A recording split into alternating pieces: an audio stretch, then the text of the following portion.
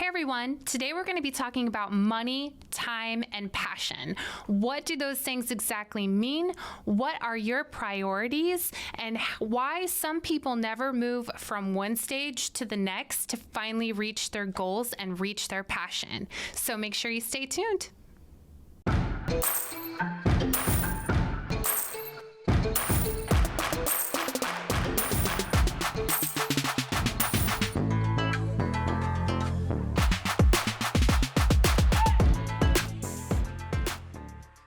Hey lady bosses, are you working even after putting the kids to bed but still not getting results? Are you tired of spending money on ads that aren't getting engagement? Do you feel burdened that you aren't fulfilling your purpose in life because you are so consumed with work? I'm your host, Brooke Bolts. I'm an attorney and founder of Bolts Legal. I started my business and in 1 year was bringing in 7 figures and am now bringing in multi-7 figures. And I'm your co-host, Rachel Bolts, owner of Bolts Media. I've helped many businesses build their online presence and increase their revenue through digital marketing. Want to hear how we did it? We are here to help you achieve your goals personally, professionally, and spiritually. So kick off your high heels, sit back, and let's ignite that passion. We're Miss Biz, where we're putting the Miss in biz. Let's get biz done.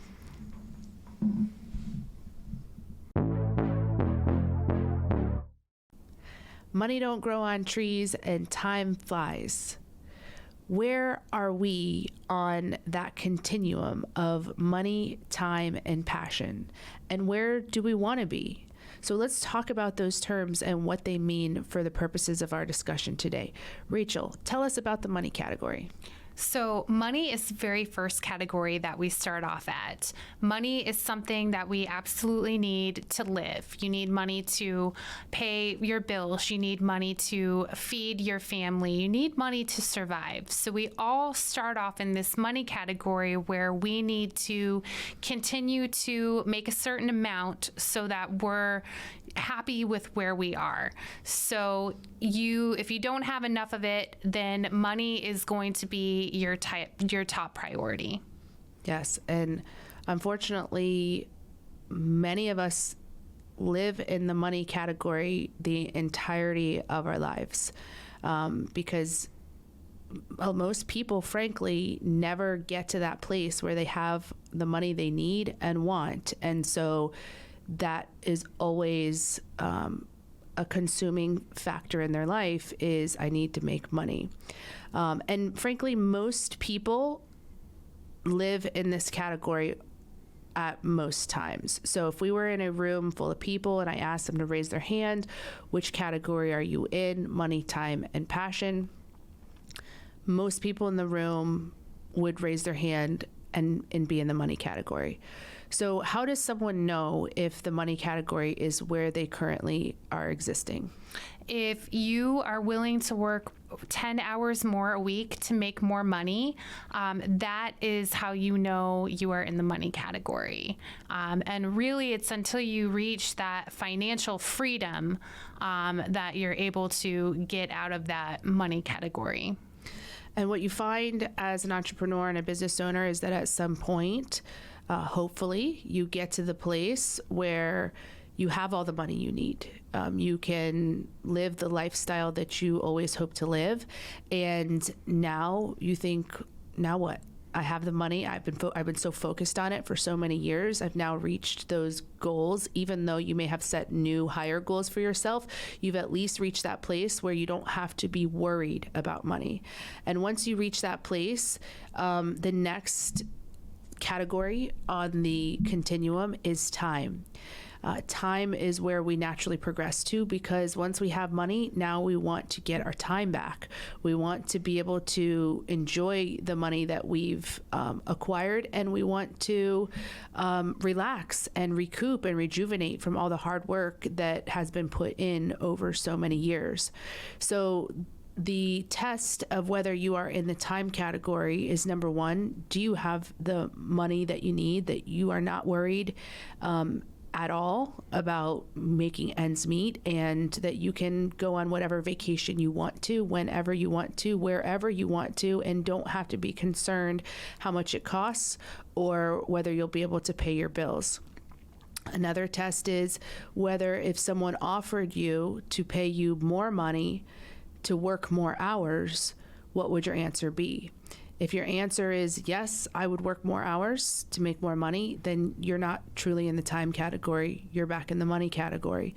But if you're at a place where it doesn't matter how much someone offered you to work more hours, your answer would be no, then time may be the category that you're in. This is not the kind of time, though, that is spent pursuing a passion. If you are thinking to yourself, yes, I want more time because I want to pursue these other things in life that I'm passionate about, then you probably are in the third category, which is passion. People who are in the time category are here purely for the sake of relaxation, vegging out, just really rejuvenating yourself. And for that reason, people don't often stay in the time category for long periods of time. It usually is a stepping stone to get to the third category. And what's the third category? The third category is passion. This is your highest priority in life. This is your purpose and fulfilling that purpose in your life. This is where you get the most satisfaction out of doing things. So it could be serving in a ministry, or it could be going on these big, like, backpacking in Europe trips. It could be something that you're extremely passionate about, serving the homeless, and that you find the most fulfillment in. So that is the passion category. It could be just, raising your children. When we're focused in the money category so often, our time with our children suffers. And if your passion is that once you have all the money that you need, then you really want to be present for your children. You want to be the PTA mom. You want to maybe homeschool. You want to just be there to be active in your children's life every day and in every way you can. That may be what your passion is, and that is a very worthwhile passion. Whatever it may be, passion is for, or should be, especially as Christians, where we hope to reach. And unfortunately, many people in life never do, because if you're working a day job, being paid an hourly wage or a salary, even if it's a high wage. I was a partner at a law firm making a multi-six-figure salary, and I was living paycheck to paycheck. If something were to happen where I missed a paycheck, I had very, very little savings to fall back on, and within a month or two, I would have been bankrupt. I don't even think I would have lasted a month or two, honestly. I had so little savings. So, sometimes as an employee, you can work your way up and reach that, reach the time and passion levels. But for me, I never could. I could never get to a place where I could truly pursue my passions, or even have any time to myself, because I was just running in that wheel of trying to make money and trying to make ends meet and support my family. And how you know that you're in the passion stage is when you're putting all of your time, all of your talents, and all of your treasure into filling that specific purpose. So, that's kind of the definition of the three categories. And so before we kind of start telling our personal stories and where we are in this continuum, take a moment to ask yourself, where do I fall in these three categories? Are you still in that place where you haven't reached a comfort level or financial freedom, and so you're in the money category? And if so, you're like most of us, and it's okay.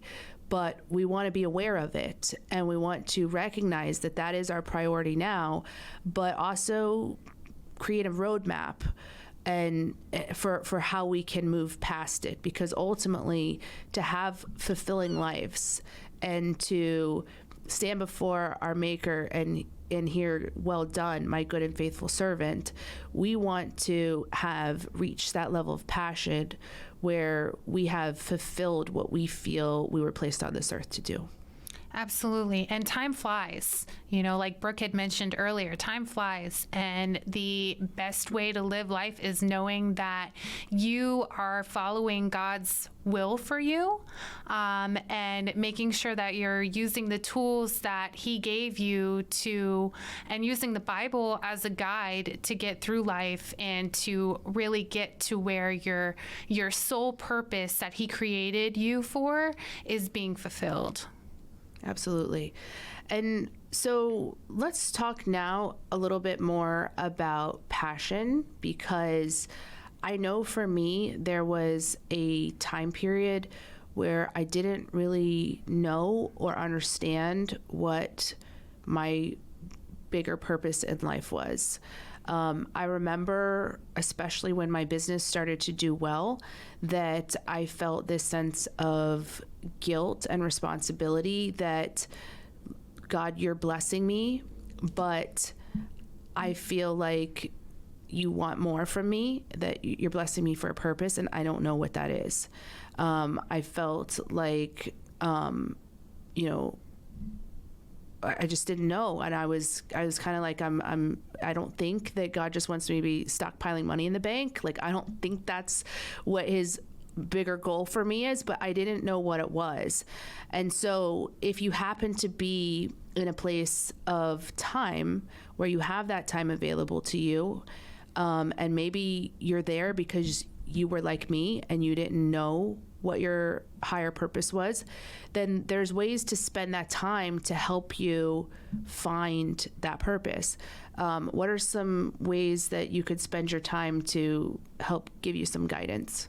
So definitely investing your time into meditating on the Word of God, praying, asking God to give you direction and to lead you and to let you know where He is calling you. You know, God gives us so many talents and gifts that we can use, but it's really where God leads you is where you need to go, and just like He did with Ruth, God doesn't always call the equipped. He equips the called. So I believe that really spending time in God's Word, praying and meditating, that's where you're going to truly understand, where He's calling you to go. And sometimes I know for me, I would spend that time and not still have a clear direction.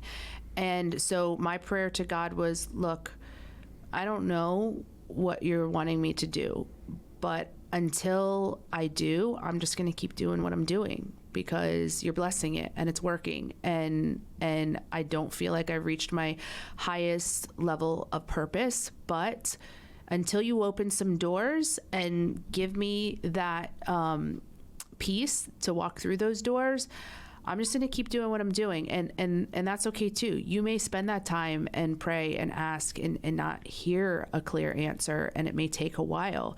But, I have faith that when the time is right, that He'll reveal to you what that higher purpose is.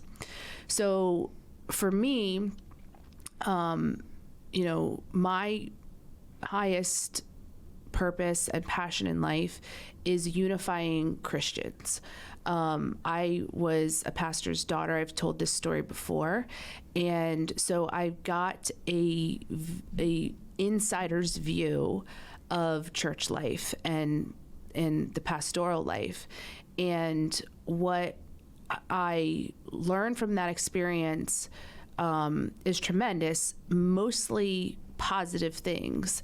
But I also learned that Christians are divided, and I saw in my own self that as a teenager, when my friends would say, hey, I'm going to this other church down the road, that I felt myself feeling resentful or betrayed, or, that they were choosing to go somewhere else on Sunday morning than come to my church. And I knew that wasn't a godly feeling, but it was a natural feeling for me. And I felt that, I didn't like having that feeling. And that memory has stuck with me into adulthood, that the division we have from church to church, I don't feel is allowing us to reach the purpose and that God has for us as Christians. We are in a weakened state because we are so divided. When life has you stressed, Miss Biz has your back. Mom hack. Today's mom hack is all about making sure that you have enough air pressure in your tires. On the side of the driver door panel, it will show you the PSI level to put in your tire. And if you need air for your tires, Wawa has free air, and you can set it to the exact amount of air that you need per tire. But be advised that at Wawa, they also have an option to remove air from your tires as well. So don't be like me and take all the air out of your tires. Knowledge is power. What's PSI? I have no idea. Pressure, something indicator? Pressure sensor indicator. Is that what it is? It might be. Sounds good to me. Let us know. You know we're all about that case, no trouble. All about that case, no trouble. All about that case, no trouble. All about that case, At Bolts Legal, we are all about your case. Text or call to schedule a free consultation for all your legal needs. boltslegal.com. Even within churches, Rachel was telling me earlier, there's division. Do you want to share your experience there? Absolutely. I've seen in churches that I belong to where if you didn't go to Sunday school that morning, or if you didn't go to Sunday school in general, people would treat you differently than they would treat the people that went to Sunday school. Or if you had missed a couple of Sundays, they would treat you differently and they wouldn't come up and talk to you. And in reality, those are the people that need to be reached out to the most, because obviously something's going on if they're missing church. So there is not only division amongst different churches, but there's also division within the church. And whenever that division occurs, that is where it's really easy for evil to come in and to try to divide and conquer. And those people who may talk to you differently or look at you differently for not going to Sunday school, it may not be because they're judging you as being less of a Christian. It may be because they have a leadership role and they take it personally when someone's not there.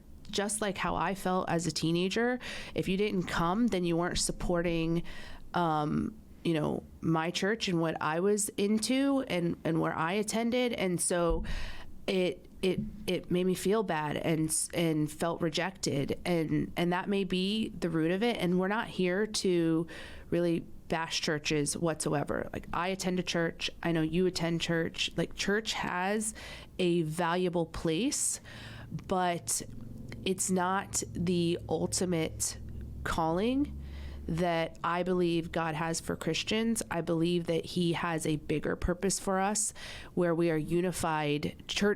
All the churches are unified. And it's hard to be unified when you are concerned with how many people are attending your church versus someone else's church. And in leadership in a church, you have to be concerned with that. If people aren't coming and sitting in the seats, then you're not going to stay in that pastoral position for long. So you have to be concerned with money as well. You have to make sure that the lights are on, that the bills are paid, that the staff is paid. And so you have these other concerns that are inherent in running a church.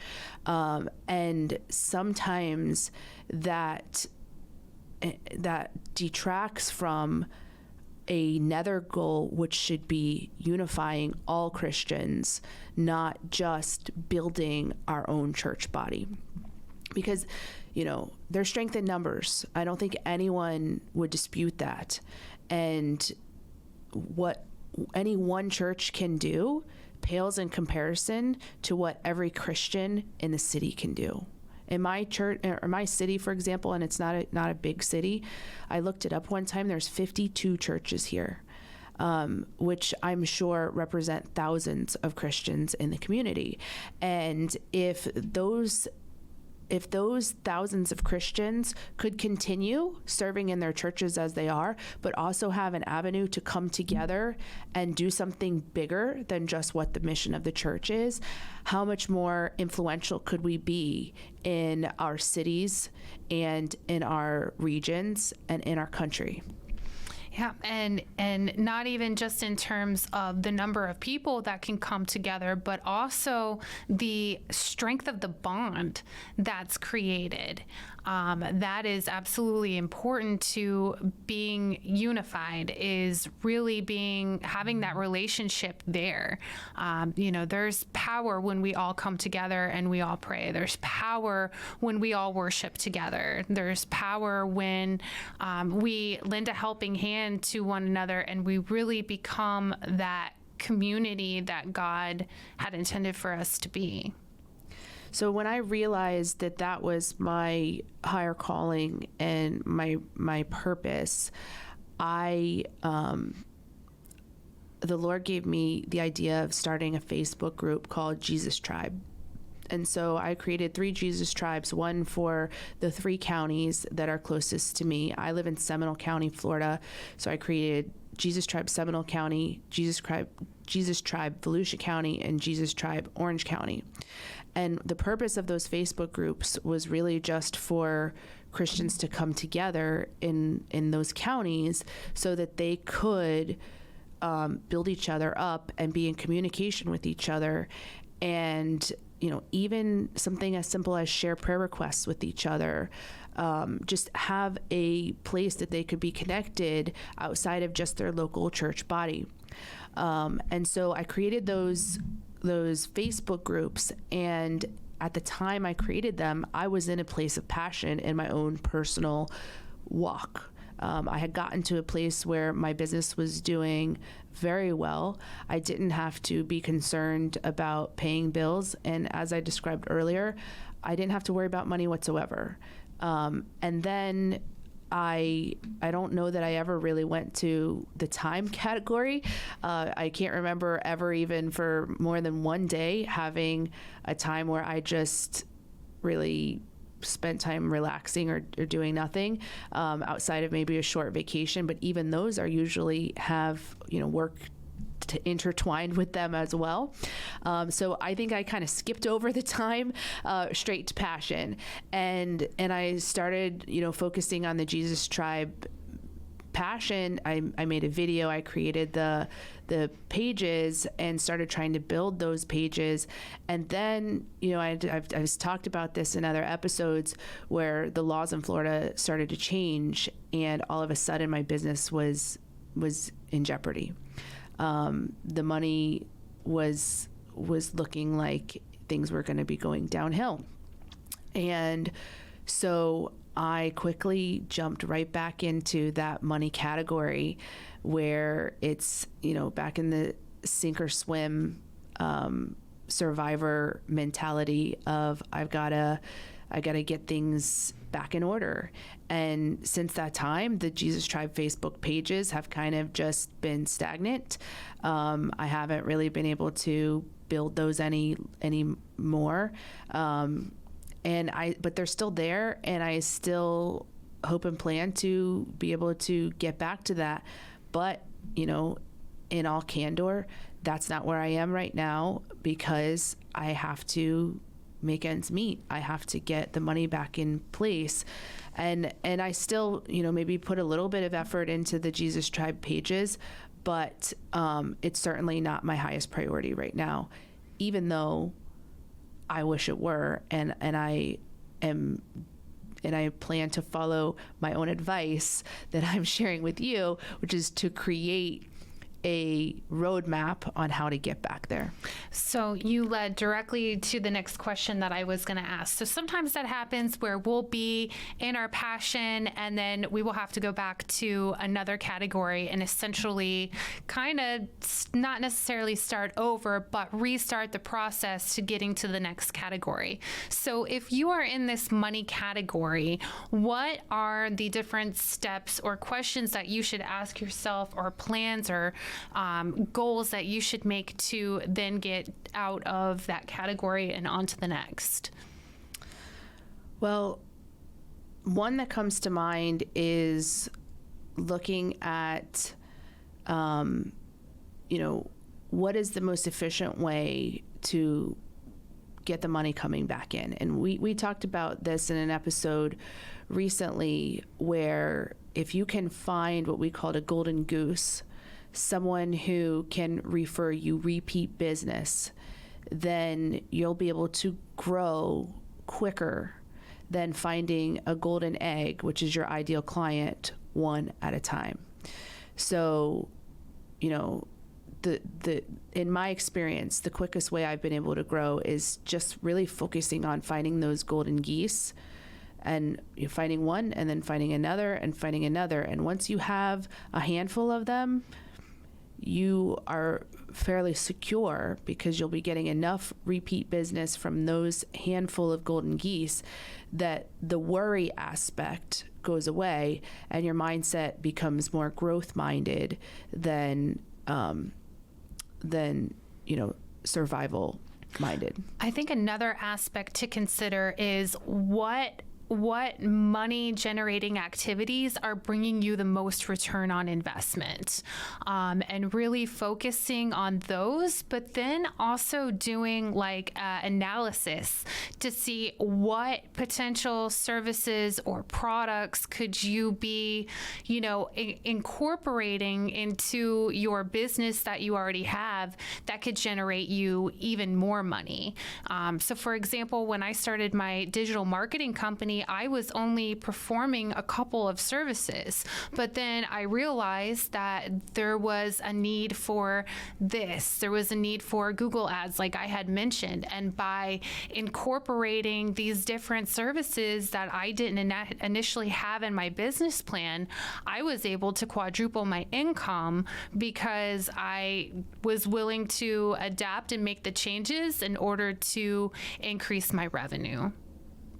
So I wanted to talk about this episode early in our podcast history, because the focus of our podcast is really on the money category, right? Each episode is going to be teaching you ways that you can increase your money so that you can, you know, move beyond it. But I wanted to clarify that we aren't here to just earn money for the sake of it, right? We're not just trying to